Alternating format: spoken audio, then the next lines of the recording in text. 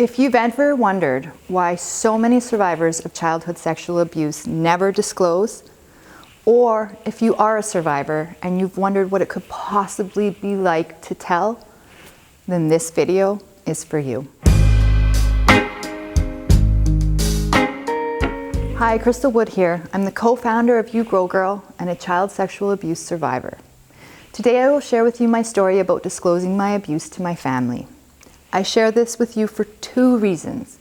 One, to help shed light on how difficult Me Too actually is. And two, to remind any survivor out there who's watching that you are not alone in this. If you haven't had a chance to watch part one of this video series, I'll post the link in the description below. Go check it out. It's got some really good info in there, and it helps explain how I went from taking my secret to the grave to standing right here in front of you today. Okay, here goes.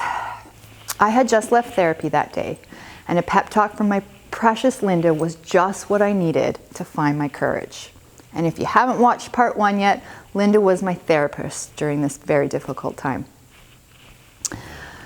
I was going to tell my mom today, and I knew what I was going to tell her was going to shake her to the core, and not in a good way.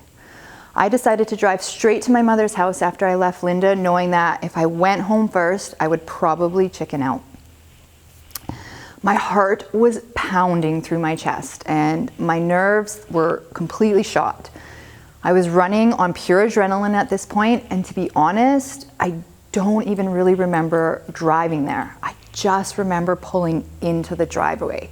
It was all kind of this emotional blur.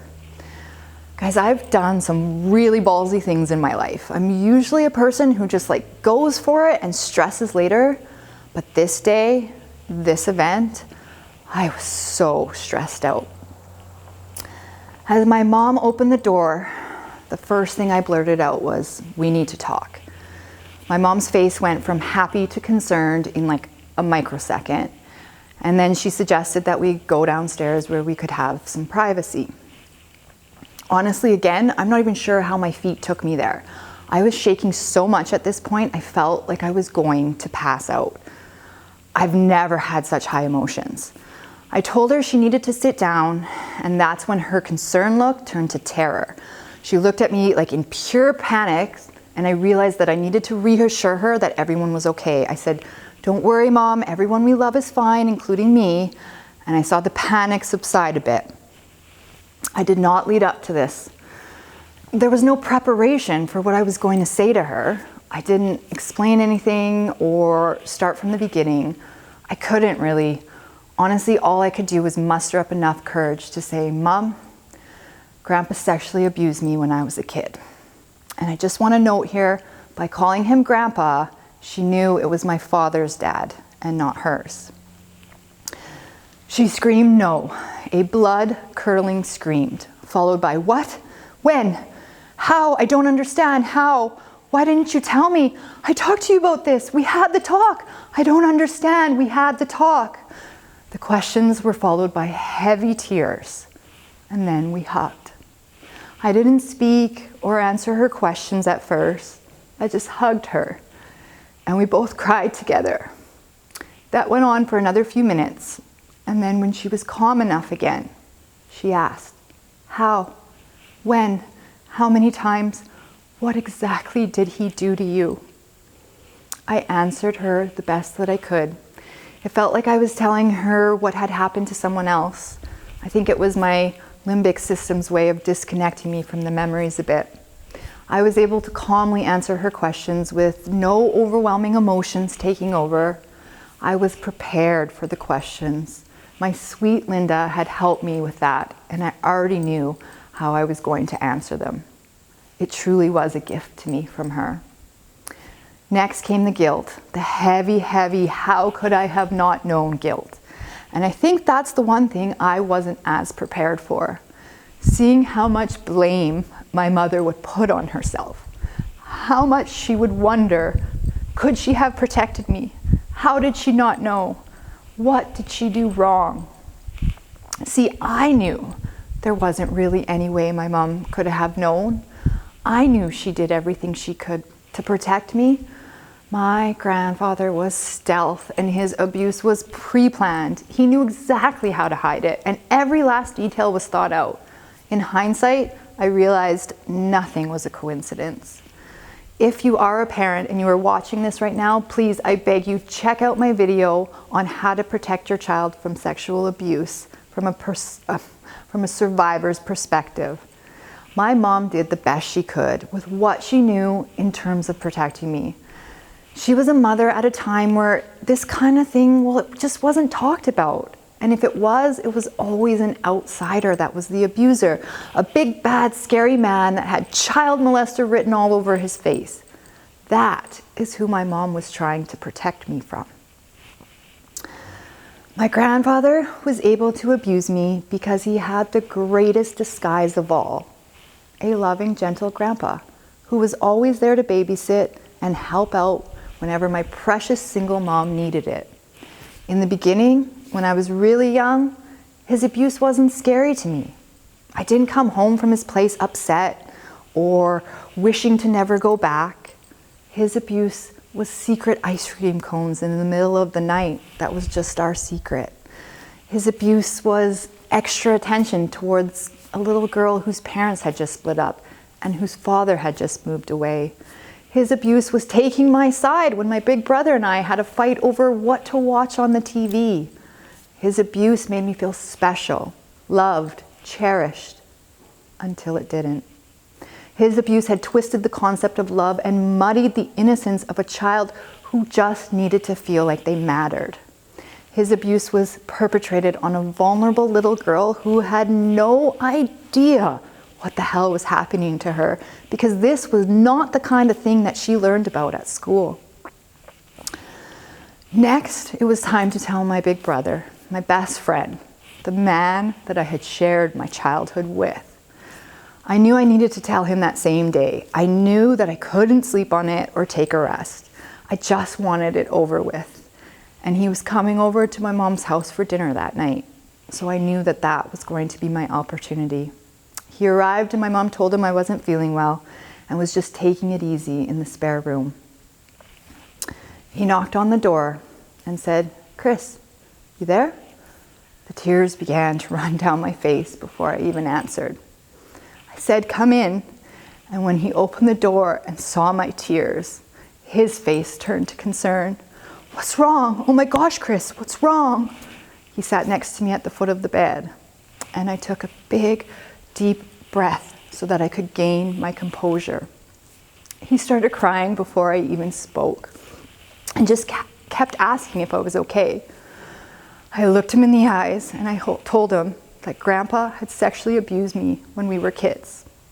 His response, no, Chris, no, not you, no." And he cried, and I cried, and we wept together. After we gained our composure, the questions soon followed. Similar to my mom, he wanted to know how and when and how often and to what extent the abuse was. Again, I answered all his questions I could.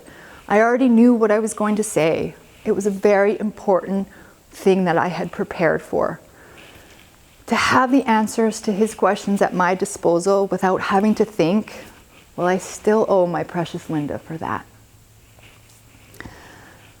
So that was how it all went down when I told my mom and when I told my big brother. For anybody out there who's wondering why survivors don't disclose, the simple answer, it will be the hardest thing they have ever done since surviving their abuse. Listen to that again. It will be the hardest thing they have ever done since surviving the sexual abuse. I walked into my situation with almost certainty that I would be believed by my loved ones, and I could barely muster up the courage to tell. I cannot even fathom or imagine what it must be like to disclose to a police officer or stranger who's asking you those same questions, but with the intent to trip you up, to see if you're lying, to find out if you are telling the truth. So, right now, to any and all of you who have braved the justice system and disclosed your abuse with the intent to prosecute your abuser, wow, is all I have to say. Your bravery astonishes me. Like, it actually blows my mind, because I truly don't know that I could have. Now, I have decided to extend this video series to a part 3, and this is where I tell the hardest story of all, my Me Too moment with my dad.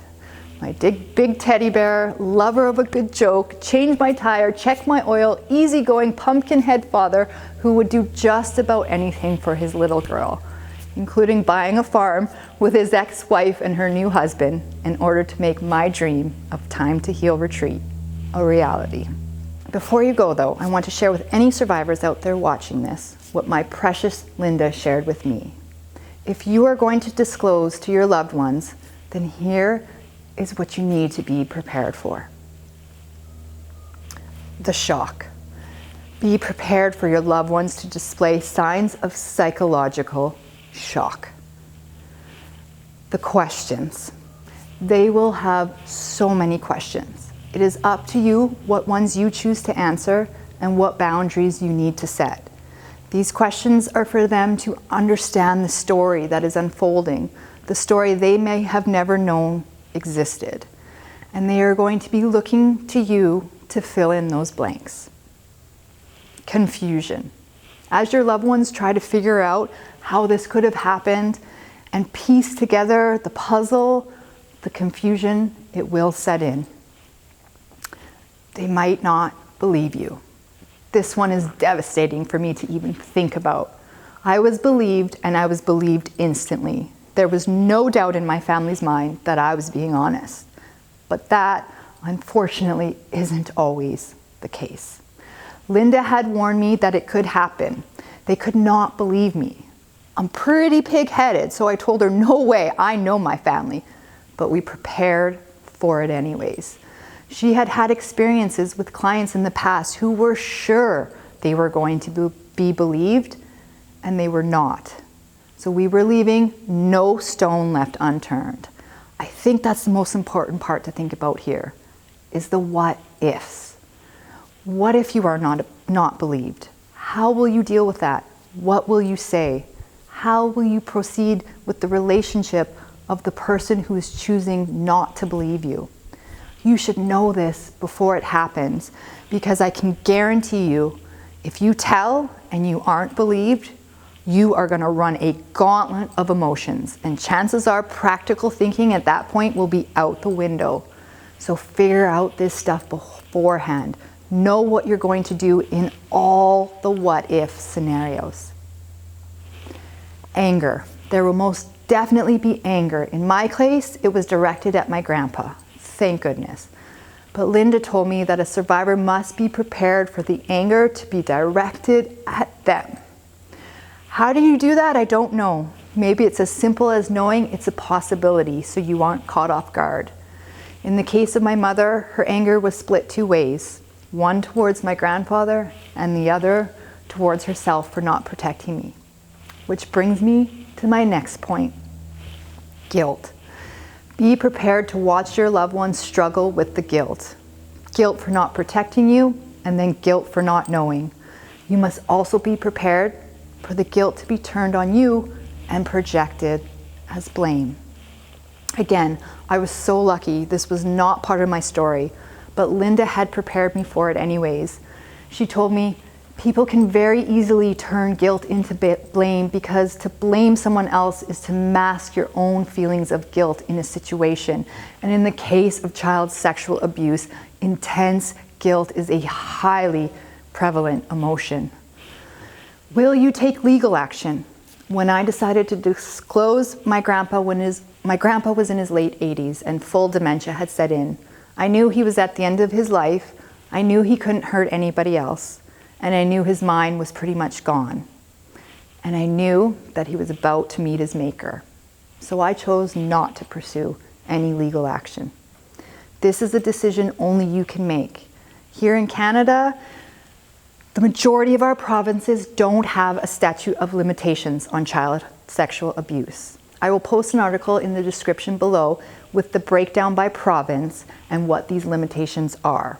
For those of you who are watching in the US, it depends on the state. From what I researched, they can be vastly different from state to state on the rules. So I'll also include an article with the breakdown of the laws by state in the United States in the description below. For those states that do have some of the strictest statute of limitation laws on child sexual abuse cases, first, shame on you and shame on anyone who is trying to fight to keep it that way. Clearly, you have no understanding of the brain science behind a survivor of child sexual abuse and rape.